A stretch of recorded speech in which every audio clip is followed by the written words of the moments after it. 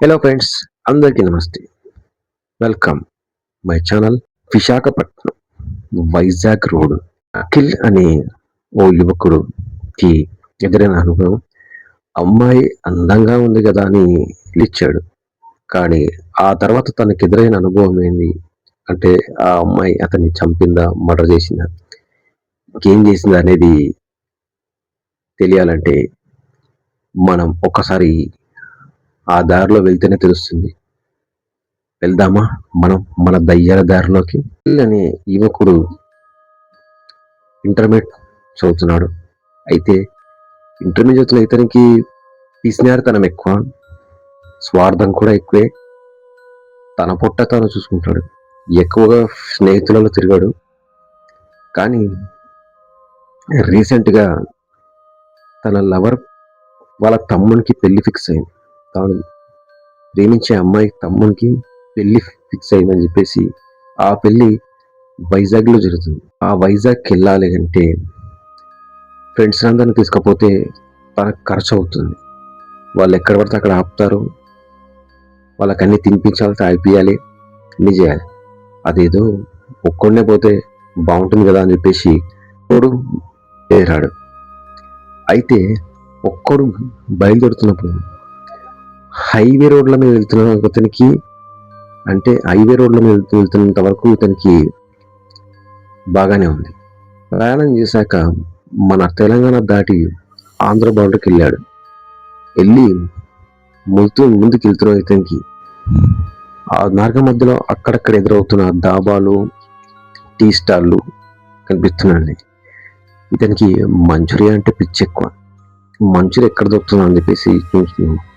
ఓ చోట దాబా దగ్గర ఆపాడు. ఆ దాబా దగ్గర వెళ్ళి మంచూరియా ఆర్డర్ చేశాడు. మంచూరియా ఆర్డర్ చేసి మంచూరియా తెచ్చిచ్చాడు. అక్కడ ఫుల్ ప్లేట్ 100 రూపీస్. అయితే ఆ మంచూరియా తీసుకొని తిన్నాడు. భలే రుచిగా ఉందిరా దాబాలో, హైవే రోడ్లో. ఎప్పుడు వెళ్ళినా సరే మనం ఈ రూట్లో వెళ్తే ఇక్కడే తినాలిరా, చాలా బాగుంది అనుకుని పూర్తిగా 5-10 నిమిషాల్లో మొత్తం లాగించేస్తాడు. ఆ కడుపులో తృప్తిగా తినేదానికి మంచూరియా తిన్నాక ఏదైనా చేద్దామని చెప్పి మిఠాపాన్ తీసుకుంటాడు. పక్కన పాన్ షాప్లో మిఠాపాన్ తీసుకొని నములుకుంటూ కారులో కూర్చొని కాసేపు ఉందాం, ఒక 10 నిమిషాలు అయ్యాక బయలుదేరదామని కారులో సాంగ్స్ పెట్టి వింటూ ఉంటాడు. ఇంతలోనే తన లవర్ ఫోన్ చేస్తుంది. ఎక్కడున్నావు? వాళ్ళు బయలుదేరాను, దారిలో దాబా దగ్గర ఉన్నాను, ఇక్కడ సరిగ్గా సిగ్నల్స్ వస్తలేవు అని అంటాడు. సరే జాగ్రత్తగా వచ్చేయి, అటు ఇటు చూడకుండా వచ్చేయంటే నేను ఎవరిని చూడలే అంటాడు. నువ్వు ఎవరిని చూడవు, కానీ ఒక్కోసారి నీ మనసు అనేది అటు ఇటు పోతుంది, జాగ్రత్తగా రా అని చెప్తుంది తన లవర్. అప్పుడప్పుడు మధ్య ఫోన్ చేస్తుండు, సిగ్నల్స్ వచ్చినా సరే ఊరుకో అని చెప్తుంది లవర్. చీకటి పడ్డది, మేమేం లేపమనుకో, పెళ్లి పనులలో హడావిళ్ళలో ఉన్నాం, ఒకరు లేపుతారు, ఫోన్ లేపి నాకు ఇస్తారు అని చెప్తుంది.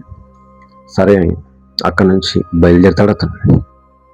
బయలుదేరాక మార్గం మధ్యలో వెళ్తున్నప్పుడు కిలోమీటర్లు లాంగ్ అనేది చూపిస్తుంది. అయితే వెళ్తున్నప్పుడు అక్కడ మధ్యలో ఒక అరగంట 40 నిమిషాలు అయ్యాక ఓ టీ స్టాల్ వస్తుంది. ఆ టీ స్టాల్ దగ్గర ఆపుతాడు. టీ స్టాల్ దగ్గర ఆపిన తర్వాత ఛాయ్ తాగుతున్నప్పుడు ఆ టీ స్టాల్ అతనికి అడుగుతాడు. అప్పటికి రాత్రి 11:30 అవుతుంది. ఇది ఇలా వెళ్ళాలి వైజాగ్కి అంటే ఇలా కాకుండా ఇంకొక రూట్ ఎక్కడ ఉంది అంటాడు. నువ్వు కొత్త అంటాడు. నేను వేరే చోట్ల తిరిగాను కానీ ఇటువైపు ఎప్పుడు రాలేను అంటాడు. కేవలం మ్యాప్ లొకేషన్ చూసి మాత్రమే నేను కార్ ప్రయాణం చేస్తున్నాను అంటాడు. ఆహా, అయితే ఓ పని చేయి, ఈ హైవే రోడ్ కంటే నువ్వు మధ్యలో ఒక రోడ్ వస్తుంది, ఆ రోడ్ నుంచి ఆ దట్టమైన అడవి మార్గం అది, జాగ్రత్తగా వెళ్ళాలి. అక్కడ ఎక్కడ మధ్యలో ఎట్టి పరిస్థితుల్లో ఆ మార్గం మధ్యలో కారు ఆపరాదు, ఎవ్వరికి అనిపించినా సరే అని చెప్తాడు. అవునా, అది విన్న ఇతను ఆశ్చర్యానికి లోనవుతాడు. సర్లే, నేను కారు అస్సలు ఆపను, అంటే ఒకవేళ ఆపాల్సిన పరిస్థితి వస్తే అంటే వెళ్తే వాష్రూమ్ ఇక్కడే వెళ్ళిపోతాను, ఆ మధ్యలో మాత్రం వాష్రూమ్ ప్రాబ్లం అయితే అసలు రాదు అని అతనితో చెప్పి అక్కడి నుంచి బయలుదేరతాడు. బయలుదేరి కారులో పాటలు వింటూ ఆ దట్టమైన మార్గంలో పోతుంటాడు. అది కాస్త వంకర తింకరగా ఉంటుంది రోడ్డు, కాస్త మట్టి రోడ్డు కదా, కొంచెం ఎత్తు పల్లాల్లా ఉంటుంది. అలాగే వెళ్తుంటాడు. ముందు వెళ్తుండగా అంటే అలా ముందుకు వెళ్తున్న ఇతనికి ఇంకా వాతావరణం అనేది భయానకంగా మారుతుంది. అప్పటికి సమయం 11:45 అవుతుంది. 12:30 వరకు వెళ్తాడు. 12:30 దాటంగానే ఆ దట్టమైన అడవి ఇతనికి భయం స్టార్ట్ అవుతుంది. కానీ ఏమీ ఆలోచించుకొని ముందుకెళ్తుంటాడు. దూరంగా వెళ్ళేసరికి అక్కడ ముందు నుంచి, అంటే ఇతనికి ఓ 100 అడుగుల ముందు ఓ నల్లని కుక్క తెల్లని కళ్ళతో మెరుస్తూ నించొని ఇతని వైపు చూస్తూ ఉంటుంది. అదేంటి నా వైపు చూస్తుంది, దిగితే అంతే సంగతులు, అసలే కుక్క కరిస్తే హాస్పిటల్లో బొడ్డు చుట్టూ 14 ఇంజక్షన్లు ఇస్తారు. ఎందుకని అలాగే ముందుకు నెమ్మదిగా పోనిస్తుంటాడు. ఆ కుక్క 2 అడుగులు ముందేసి ఎదురుగా వస్తుంది. నెమ్మదిగా ఏం చేయాలో అర్థం కాక కారు ఆపుతాడు. హారన్ కొడుతుంటాడు. కాసేపు తర్వాత ఆ కుక్క కనబడదు. నెమ్మదిగా బండి ముందు దోనిస్తాడు. ముందుకు పోనిస్తుండగా అతనికి దూరంగా చెట్టు కింద ఓ అమ్మాయి మల్లెపూలు వేసుకొని తెల్లని దుస్తులతో నించొని ఇతని వైపు చూస్తూ ఉంటుంది. అంతటి ఎలా అంటే ఆ అమ్మాయిని చూసిన ఎవడైనా సరే ప్రయాణం ఆపి ఆ అమ్మాయి వద్దకు వెళ్ళిపోతాడు. అలా ఉంటుంది అందంగా. ఆ అమ్మాయి అంత చూడచక్కంగా ఉండేసరికి అతను హోటల్ వాడు చెప్పిన విషయాలు మర్చిపోయి ఆ కారు ఆపి ఆ అమ్మాయి వైపు చూస్తుంటాడు. అంతే. ఆ అమ్మాయి ఇతని వైపు చూసి చెయ్యిలా పెట్టి బొటన వేలుని చూపిస్తుంది. అంటే లిఫ్ట్ ఇవ్వండి అని. లిఫ్ట్ ఇస్తాడు. మెల్లగా పిలుస్తాడు. ఇతని వైపు మెల్లగా నడుచుకుంటూ వచ్చి ఎడమవైపు అంటే ఇతని పక్కన వచ్చి కూర్చుంటుంది. కార్ డోర్ ఓపెన్ చేసి మనోడు ఇంకేముంది వెళ్దామని చెప్పేసి పోనిస్తుంటాడు. ఇంతకీ మీరెవరండి అని అంటాడు. ఆమె ఏమీ మాట్లాడదు, తల కిందికి వేసి కూర్చుంటుంది. సర్లే అమ్మాయి కదా భయపడుతుంది అనుకొని అలా ముందుకు పోనిస్తుంటాడు. కానీ ఆ అమ్మాయి తెల్లగా ఉండడం, అంత అందంగా మల్లెపూల వాసన ఉండడం వల్ల మనోడికి మత్తెక్కిపోతుంది. మెల్లగా హాయ్ అంటాడు. ఇలా హాయ్ హౌ యు, మీరు చాలా అందంగా ఉన్నారు అని ఏవేవో మాట్లాడుతుంటాడు. ఆ అమ్మాయి ఏమీ మాట్లాడదు. ఏమీ మాట్లాడకపోతే ఇతనికి గుండెల్లో డగ్గుమని భయమవుతుంది. అప్పుడు హోటల్ వాడు చెప్పిన మాటలు గుర్తుకొస్తాయి. ఎట్టి పరిస్థితుల్లో నువ్వు ఆపరాదు అని చెప్పేసి. అంతే. ఈ అర్ధరాత్రి దారిలో ఎవరో ఉంటారని చెప్పినట్టున్నారు. అసలు ఈమె ఎవరు, నువ్వెవరు, ఏం మాట్లాడట్లేదు అంటాడు. అంతే. అట్లా వెనక్కి తిరిగి చూడంగానే ఆ అమ్మాయి ఎడమ పక్కన ఉండదు. గుండె ఆగినంత పని అవుతుంది. మళ్ళీ కళ్ళు తుడుచుకొని చూస్తే అక్కడ అమ్మాయి కనపడదు.